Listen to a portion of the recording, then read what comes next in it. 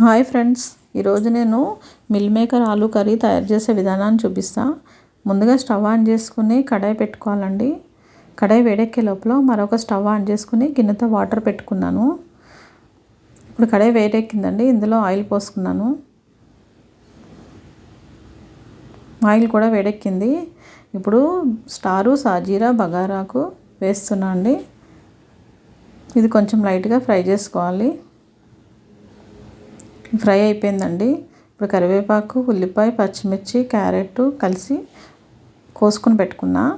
ఇప్పుడు పచ్చిమిర్చి వేసాను, కరివేపాకు, ఉల్లిపాయ కూడా వేసిన. ఇది ఒకసారి బాగా కలుపుకోవాలి. కొంచెం ఉల్లిపాయ దోరగా ఫ్రై అయ్యేదాకా కలుపుకొని కొంచెం సాల్ట్ వేసాను. సాల్ట్ కూడా బాగా వేసినాక ఒకసారి కలుపుకుందాం.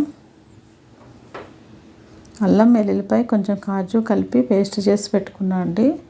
ఇది ఒక 3 స్పూన్స్ వేస్తున్నా. కూరకి ఎప్పుడు కూడా ఫ్రెష్గా అల్లం వెల్లుల్లిపాయ చేసుకుంటే చాలా టేస్ట్ వస్తుంది, మంచి స్మెల్ కూడా వస్తుందండి.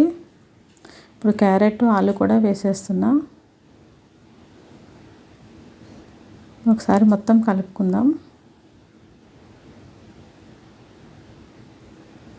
కొంచెం సేపు మూత పెట్టి మగ్గనిద్దాం. ఇప్పుడు వాటర్ బాయిల్ అయిందండి, ఇందులోని మిల్ మేకర్ వేస్తున్నా. ఒకసారి మూత తీసి కలుపుకుందామండి.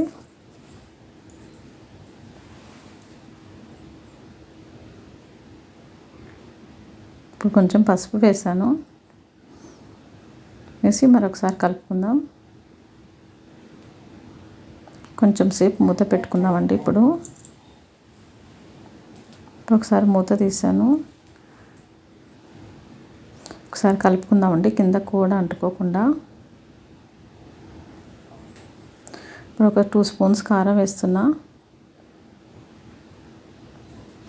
కారం మీరు చూసుకుని స్పైసీ తగ్గట్టు వేసుకోండి.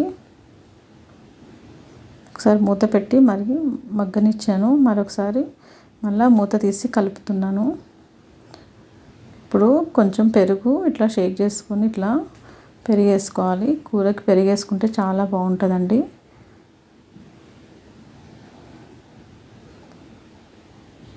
ఇప్పుడు గరం మసాలా పొడి కూడా వేసాను.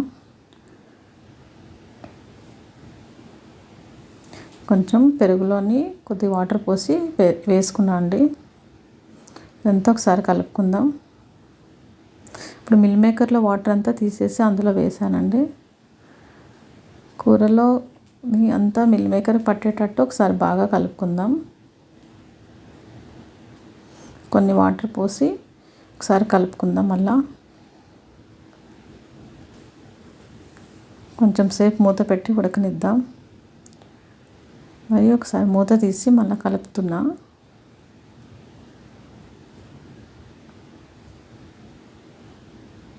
కూర అంతా దగ్గరికి వచ్చిందండి, చిక్కగా అయింది కర్రీ రైస్తోని ఇంకా పూరి, చపాతీ కూడా చాలా బాగుంటుంది.